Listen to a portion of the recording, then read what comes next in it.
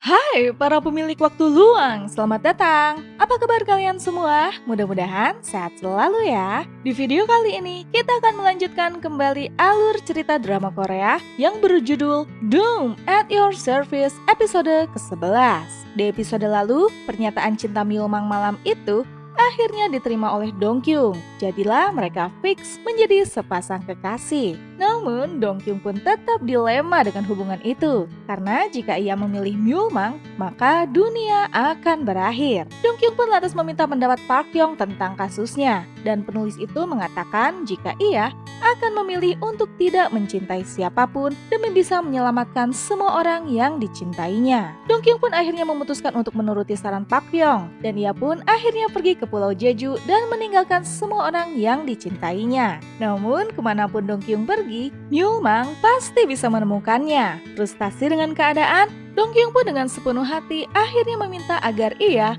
bisa bertahan dan hidup bersama dengan orang-orang yang dicintainya. Penasaran dengan kelanjutan kisahnya? Tonton video ini ya. Namun sebelumnya, jangan lupa klik subscribe, like, komen, dan nyalakan notifikasi loncengnya ya, supaya bisa dapat update drakor dan film dari channel ini. Dan buat yang sudah subscribe channel ini, terima kasih banyak ya. Dukungan kalian menjadi semangat bagi kami untuk mengembangkan channel ini. Langsung aja kita bahas drakornya, check it out! Kehadiran Myulmang di Pulau Jeju akhirnya bisa mengobati kesepian yang dirasakan Dongkyung selama pelariannya. Bersama Myulmang, Dongkyung pun banyak menghabiskan waktu mengunjungi dan mengingat kenangan-kenangan masa kecilnya di pulau itu. Ya, Myulmang pun bahagia dengan keberadaan Dongkyung di sisinya, karena kini ia sudah tidak merasa sendiri lagi.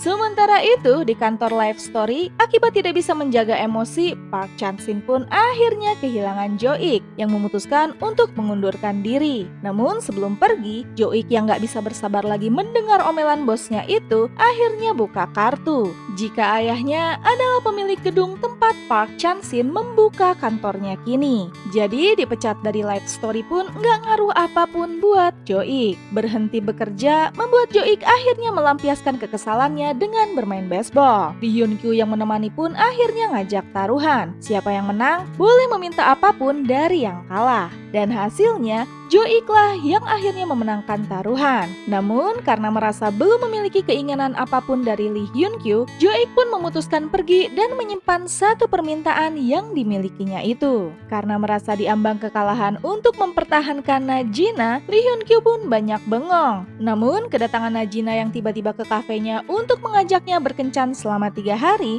membuat semangat hidup Lee Hyun-kyu kembali. Rupanya ada alasan kenapa Jina mengajak Lee Hyun-kyu untuk berkencan. Ia ingin memastikan apakah perasaannya pada Lee Hyun-kyu ini adalah cinta seperti dulu ataukah hanya rasa penasarannya aja. Selesai bertemu dengan Lee Hyun-kyu, tidak sengaja Jina pun bertemu dengan Jo-ik yang kini memutuskan kontraknya dengan Jina karena toh Jo-ik sudah bukan editor lagi. Namun Jina pun kekeh, ia akan tetap meminta bantuan Jo-ik untuk membantunya masuk daftar 10 penulis terbaik. Ya, walaupun Jo-ik selalu bersikap dingin pada Jina, namun perhatiannya membuat Jina diam-diam mulai menaruh hati pada pria itu. Sementara itu, keluarga besar Dongkyung termasuk Najina pun akhirnya menyusul ke Pulau Jeju setelah Myulmang memberikan info. Ya, Dongkyung pun akhirnya tidak bisa menghindar lagi dari semua orang yang mencintainya. Dan malam itu, Bibi Kang Soja pun kembali menyiapkan makan malam bersama dan penerimaan keluarga yang begitu luar biasa membuat Dongkyung menyadari jika ia tidak bisa egois meninggalkan orang-orang yang mencintainya begitu saja. Di sisi lain, setelah sempat curhat dan ngobrol dengan Sun Kyung, Najina pun akhirnya menyadari apa ia mulai melupakan cinta lamanya pada Lee Hyun-kyu dan kini mulai menyukai Jo-ik ya. Keesokan harinya, Dongkyung pun jalan-jalan santai dengan Jina sambil curhat ini itu. Mendengar cerita Jina, Dongkyung pun menebak apakah Najina menyukai Cha Jo-ik. Namun Jina menolak tuduhan itu karena ia akan mulai berkencan lagi dengan Lee Hyun-kyu.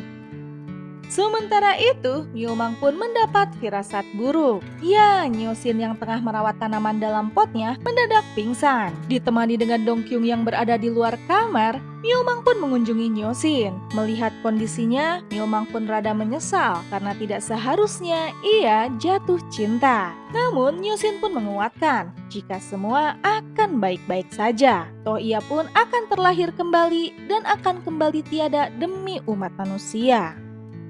Sepulang dari mengunjungi Nyosin, Myeomang pun spontan membantu seorang anak yang nyaris tertabrak motor. Dongkyung pun kaget. Memang boleh Myeomang menyelamatkan manusia seperti itu? Myeomang pun menjawab, setelah ia mencintai Dongkyung, terkadang ia bisa menjadi dirinya sendiri untuk mengasihani dan mencintai manusia. Makanya Myeomang pun mulai mengerti kenapa Nyosin begitu mencintai umat manusia. Ponsel Dongkyung pun tiba-tiba saja berbunyi. Itu dari Park Chan-sin yang akhirnya sujud-sujud memohon agar Dongkyung mau kembali bekerja di Life Story. Atau kalau Dongkyung tidak mau kembali, maka buatlah Jo-ik dan para penulis lainnya untuk kembali. Dan jika Dongkyung masih nggak mau membantu, terpaksa Park Chan-sin akan menuntut Lee Hyun-kyu alias Najina atas perusakan properti dan upaya menghalangi bisnis. Aduh.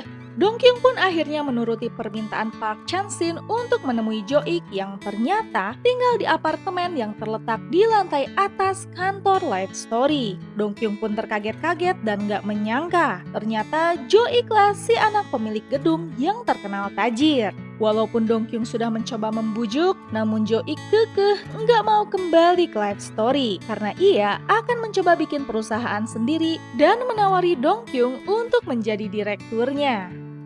Beres menemui Jo-ik, Dongkyung pun menemui Sun-kyung dan Lee Hyun-kyu di kafe bawah. Dongkyung baru sadar, ini toh pria yang bikin sahabatnya patah hati selama 9 tahun ini. Cakep sih, tapi ya PHP. Di rumah, Jina pun memutuskan untuk membuat karakter baru dalam novelnya yang terinspirasi oleh Jo-ik. Ia akan memulai kisah cintanya dengan karakter itu, yang mana diangkat dari pengalaman pertamanya bertemu Jo-ik di bawah guyuran hujan. Pulang dari menemui orang-orang seharian ini, Dongkyung pun dikejutkan dengan rumahnya yang kini kembali bergabung dengan rumah Myeomang. Nggak seperti dulu yang duduk dan tidur berjauhan, Dongkyung kini mulai nempel-nempel dengan pria itu. Keesokan harinya, Bibi Kang Soja ditemani Kevin hendak menemui dokter yang pernah memberikan informasi tentang keadaan Dongkyung, yang mana dokter itu sebenarnya adalah Myeomang. Sang resepsionis pun menjelaskan jika tidak ada dokter yang dimaksud itu. Bibi Kang Soja pun sadar, apakah dokter itu bekerja sama dengan Dongkyung demi bisa menenangkan dirinya terkait kecemasannya akan penyakit Dongkyung. Saking kagetnya, Bibi Kang Soja pun shock dan harus mendapatkan penanganan medis. Mengetahui sang bibi sakit, Dongkyung pun bergegas menyusul ke rumah sakit. Di sana, Bibi Kang Soja pun histeris dan gak bisa menerima kenyataan kalau penyakit Dongkyung memang separah itu dan kecil kemungkinan untuk bisa sembuh. Dongkyung yang sedang bersedih pun tidak sengaja berpapasan dengan Nyosin yang kini hendak membantunya dan memberikannya pilihan. Nyosin akan menghapus Myeomang dan kontraknya dari kehidupan Dongkyung. Dengan begitu, Dongkyung akan menjalani kematian sesuai takdir tanpa harus cemas akan kehancuran dunia atau kehilangan orang yang dicintainya. Dan Dongkyung harus memilih saat ini juga karena waktunya tidak banyak. Dan Doom at Your Service episode ke-11 pun selesai. Gimana nih para pemilik waktu luang? Wah, dilema sekali ya Dongkyung. Semua pilihannya nggak menguntungkan baginya. Namun melihat dampak yang paling positifnya, kira-kira pilihan apa yang akan diambil Dongkyung ya? Penasaran dengan kelanjutan kisahnya? Nantikan episode ke-12-nya ya. Dan terima kasih telah menonton channel ini. Dadah!